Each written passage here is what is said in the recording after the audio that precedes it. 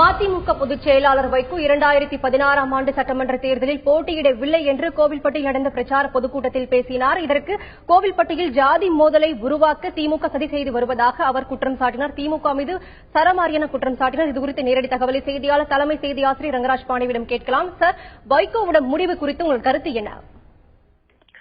நம்முடைய கருத்தை விட மக்களுடைய கருத்தும் வாக்காளருடைய கருத்தும் பிற கட்சிகளுடைய கருத்தும் தான் மிக முக்கியமானது. நமக்கென்று தனிப்பட்ட கருத்துக்கள் இங்கு இல்லை. அது என்ன மாதிரியான ஒரு தாக்கத்தை ஏற்படுத்தலாம் என்பது ஒரு மிக முக்கியமான விஷயம். 6 தலைவர்கள் மக்கள் கூட்டணியில் இருக்கிறார்கள். அதோடைய முதல்வர் வேட்பாளராக திரு விஜயகாந்த் இருக்கார். இரண்டாவது கட்ட பெரிய தலைவராக திரு வைகோ முன்னிறுத்தப்பட்டிருக்கார். அடுத்ததாக திரு வாசன் அவர்கள் தமிழ் மாநில காங்கிரஸ், அடுத்ததாக 2 இடதுசாரி இயக்கங்களுடைய ஜி ராமகிருஷ்ணன், முத்தரசன் மற்றும் அந்த கட்சியில மிகப்பெரிய ஒரு பசையாக ஒரு அந்த ஒட்டுமொத்த கூட்டணியும் ஒட்டி இருப்பதற்காக ஒரு மிகப்பெரிய ஒரு சக்தியாக திரு திருமாவளவன் விடுதலை சிறுத்தைகள் 6 பேரும் இருக்கிறார்கள். 6 கட்சி தலைவர்கள் இணைந்து இந்த மக்கள் நல கூட்டணி, தேசிய முற்போக்கு திராவிட கழகம் மற்றும் தமிழ் மாநில காங்கிரஸ் கூட்டணியை உருவாக்கி இருக்கிறார்கள். இந்த கூட்டணியில ஏற்கனவே அறிவித்தபடி 3 பேர் போட்டியிடுவதாகவும் 3 பேர் போட்டியிடவில்லை என்றும் அறிவிக்கப்பட்டிருந்தது. இடதுசாரி கட்சிகளுடைய தலைவர் 2 பேர் திரு முத்தரசன் மற்றும் ஜி ராமகிருஷ்ணனும், தமாகவுடைய தலைவர் திரு வாசனும் போட்டியிடவில்லை என்று அறிவிக்கப்பட்டிருந்தது. அதேபோல 3 கட்சி தலைவர் திரு வைகோ கோயில்பட்டியிலும், திரு திருமாவளவன் காட்டுமன்னார் கோயிலும், திரு விஜயகாந்த் உளுந்தூர்பேட்டையிலும் போட்டியிடுவது என்று அறிவிக்கப்பட்டது. 6 கட்சி தலைவர்கள் 3 பேர் போட்டியிடுவதாக 3 பேர் போட்டியிடவில்லை என்றும் அறிவிக்கப்பட்டிருந்தது. இப்போது திடீரென வேட்புமனு தாக்கல் செய்ய போகிறார், வேட்புமனு தாக்கல் செய்யக்கூடிய அறையில உட்கார்ந்து இருக்கிறார், வேட்புமனு தாக்கல் செய்ய போகிறார் என்று மிகப்பெரிய எதிர்பார்ப்பு ஏற்பட்ட நிலையில இந்த நேரத்தில் திடீரென்று அவருடைய அறிவிப்பு மிகப்பெரிய அதிர்ச்சியை, மிகப்பெரிய ஒரு குழப்பத்தை அந்த தொண்டர்கள் மத்தியில் ஏற்படுத்தியிருக்கும் என்பது மாற்றுக்கருத்தில்லை. எதனால் இந்த முடிவு என்பது தொண்டர்களுக்கு ஒரு மிகப்பெரிய ஒரு வியப்பையும் ஒரு வேதனையும் எழுப்பியிருக்கும்.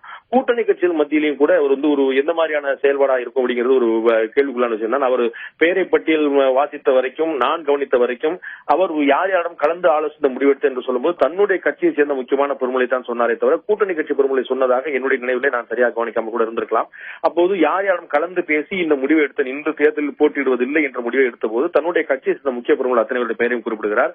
அவரிடம் கேட்டு முடிவிட்டா சொல்றார். அப்போ கூட்டணி கட்சி தலைவருக்கு எந்த மாதிரியான ஒரு தகவலை, ஒரு செய்தியை பரப்பி இருக்கும் அப்படிங்கிற ஒரு கேள்விக்குள்ளான விஷயமா இருக்கிறது. அவர் சொல்லக்கூடிய குற்றச்சாட்டு, அவர் சொல்லக்கூடிய விஷயம், கோயில்பட்டி தொகுதியில் நான் போட்டியிடுகிறேன், இது என்னுடைய பக்கத்து தொகுதி, என்னுடைய சொந்த தொகுதி என்பது சங்கரன்கோயில். வைகோ குடியிருக்கக்கூடிய கலிங்கப்பட்டியுடைய சொந்த தொகுதி, சட்டமன்ற தொகுதியா இருப்பது சங்கரன்கோயில். ஆனால் அது தனி தொகுதியா இருப்பதால் அங்கு தாழ்த்தப்பட்டவர்கள் மட்டுமே போட்டியிட முடியும். எனவே அதற்கு அருகாமையில் இருக்கக்கூடிய இவருக்கு மிகவும் நன்கு பரிச்சயமான கோயில்பட்டியில் போட்டியிடுகிறார். கோயில்பட்டியில போட்டியிடும் போது பிற கட்சிகள் தன்னை தோற்கடிக்க வேண்டும் என்று பிற கட்சிகள் அந்த பொது ஜாதி மோதலை தூண்டிவிட முயற்சி செய்கிறார்கள் என்று பகிரங்கமான குற்றச்சாட்டு சொல்லியிருக்கிறார்.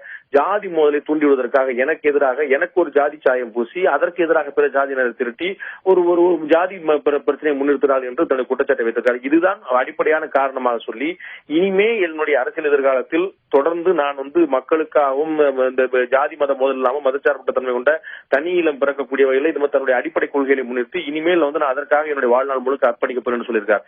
எனவே இன்னொரு கேள்வி எழுந்திருக்கிறது. ஒருவேளை வைகோ இந்த தேர்தலில் போட்டியிடப் போவதில்லையா, வைகோ இனிமேல் தேர்தலிலேயே போட்டியிடப் போவதில்லையா என்ற கேள்வி. ஏனென்றால் அவர் சொன்ன வார்த்தை பிரயோகம், நான் தேர்தலில் போட்டியிடவில்லை என்று முடிவெடுத்திருக்கிறேன், இனிமேல் என் வாழ்நாளை இந்த என்னுடைய அடிப்படையான லட்சியங்களுக்காக நான் பாடுபடுவதற்காக அர்ப்பணிக்கப் போகிறேன் என்று சொல்கிறார். சோ இனிமேல் தேர்தல் போட்டியிடுவதில்லை என்ற வார்த்தையை அவர் சொல்லாவிட்டாலும் கூட அவர் எடுக்கக்கூடிய துணி, அவர் சொல்லக்கூடிய அதுபோல ஒரு எண்ணத்தை உருவாக்கிறது. அவர் சொல்லியிருக்கக்கூடிய காரணம் ஜாதி மோதலை தூண்ட பார்க்கிறார்கள், அந்த ஜாதி மோதலை நான் அனுமதிக்க முடியாது, எனவே இந்த போட்டியிலிருந்து விலகுகிறேன் என்பதான் சொல்லியிருக்கிறார்.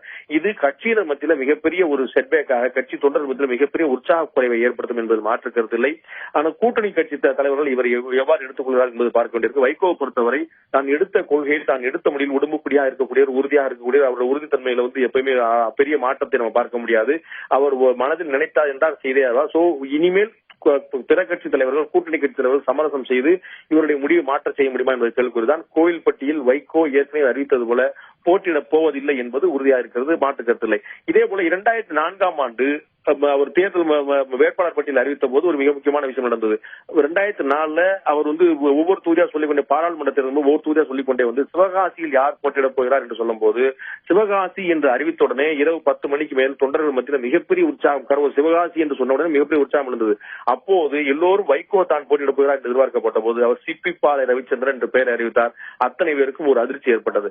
அதே போல இந்த முறை ஒரு 10 நாட்களுக்கு முன்னதாக அவர் அண்ணா நகர் பகுதியில் தன்னுடைய பிரச்சாரத்தின் போது அத்தனை தொகுதிகளுக்கும் தொடர்ந்து வேட்பாளர் அறிவித்துவிட்டு கடைசியாக கோவில்பட்டி என்று சொல்லி ஒரு பாஸ் விட்ட உடனே ஒரு மிகப்பெரிய அமைதி ஏற்பட்டது. ஏன்னா அவர் சொந்த தொகுதியான சங்கரமுகிலுக்கு சொல்லிவிட்டார், தனி தொகுதி என்பதால் வேற ஒருத்தர் எல்லா தொகுதியும் வைகோ போட்டு எதிர்பார்க்கப்படவில்லை.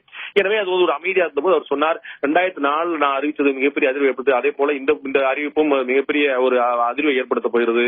கோவில்பட்டி தொகுதியில் சட்டமன்ற தொகுதியில் போட்டியிட போவது அடியேன் வைகோ என்று அறிவித்தார்.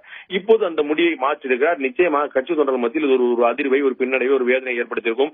இதை எப்படி அவர்கள் சரி செய்யப்படுகிறார்கள்? அவருடைய வைகோ எந்த தொகுதியில போட்டியிருந்தாலும் மாநிலம் முழுக்க சூறாவளி பிரச்சாரத்தை மேற்கொள்ளக்கூடியவர், அதில் மாற்றுகிறதுல ஒரு மிகப்பெரிய பிரச்சார பீரங்கியாக அந்த மக்கள் கூட்டணிக்கு இருக்கக்கூடியவர். சோ தன்னுடைய பிரச்சாரத்தை இன்னும் இன்டென்சிவாக இன்னும் கூடுதல் வலுப்படுத்துவார். அவர் அதிமுகவுக்கும் திமுகவுக்கும் எதிராக 10 காரணங்கள் சொல்லும் போது தான் ஏன் போட்டியுள்ள என்பதற்கான காரணத்தை சேர்த்து இனிமேல் பிரச்சாரத்தில் சேர்க்க வேண்டியிருக்கும். பாண்டே, மக்கள் நல கூட்டணிக்கு வைகோட இந்த திடீர் அறிவிப்பு எந்த அளவுக்கு பின்னடைவா இருக்கும்? மற்ற அரசியல் கட்சிகள் சாதகமான போக்கா இது உருவாகுமா? இதை பற்றி சொல்லுங்க. அதாவது வைகோ தேர்தலில் போட்டியிடவில்லை என்பது ஒரு தொகுதியை சார்ந்த விஷயமாகத்தான் இருக்கும். ஏன்னா வைகோ ஒரு கேண்டிடேட்டா இருக்கிறதுக்கும் மதிமுக வேற ஒருத்தர் கேண்டிடேட்டா இருக்கிறதுக்கும் ஒரு வித்தியாசம் உண்டு. நம்ம எப்பயுமே தேர்தலில் கருத்து கணிப்பு உள்ளிட்ட பல விஷயங்களை பார்க்கும்போது 234 தொகுதியிலும் எல்லா கட்சியுமே போட்டிட்டாலும் இப்ப 234 தொகுதியில் அதிமுகவும் அதிமுக கூட்டணி கட்சிகளும் போட்டியிடுகின்றன.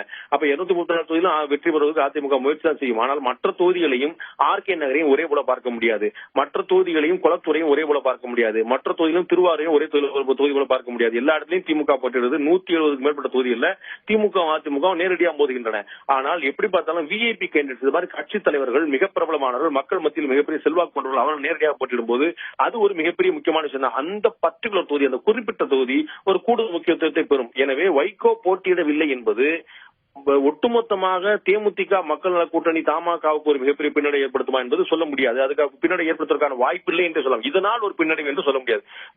மக்கள் நல கூட்டணிக்கோ தமாகவோ தேமுதிக கூட்டணிக்கு ஏதேனும் ஒரு பின்னடைவு ஏற்படுமானால் அதற்கான காரணமாக வைகோ போட்டியிடவில்லை என்பது இருக்க போவதில்லை. அது என்றால் கோவில்பட்டி தொகுதியை பொறுத்தளவு நிச்சயமாக ஒரு பின்னடைவாக இருக்கலாம் அப்படிங்கிற மாட்டுகிறது. ஏன்னா ஸ்டார் தொகுதியா இருக்கிறது சில சமயங்கள்ல தங்களுடைய தொகுதியில அந்த குறிப்பிட்ட தலைவர் ஏதோ அதிருப்தியோ திருப்தியோ இருந்தாலும் இல்லாவிட்டாலும் கூட நம்முடைய தொகுதியுடைய பாராளுமன்ற சட்டமன்ற உறுப்பினர் இன்னார் இருக்க வேண்டும், இந்த விஐபி எங்களுடைய எம்பி, எங்களுடைய எம்எல்ஏ சொல்லி மக்களுக்கு ஒரு சின்ன ஆறுதலான விஷயம் இருக்கும். எனவே கோயில்பட்டி தொகுதியை பொறுத்தவரை இது பின்னடைவு தான். கூட்டணி கட்சிகளை பொறுத்தவரை இது பெரிய பின்னடைவாக இருக்காது என்றே தோன்றுகிறது. அப்படிதான் அரசியல் பார்வையோட பார்வையும் இருக்கும்.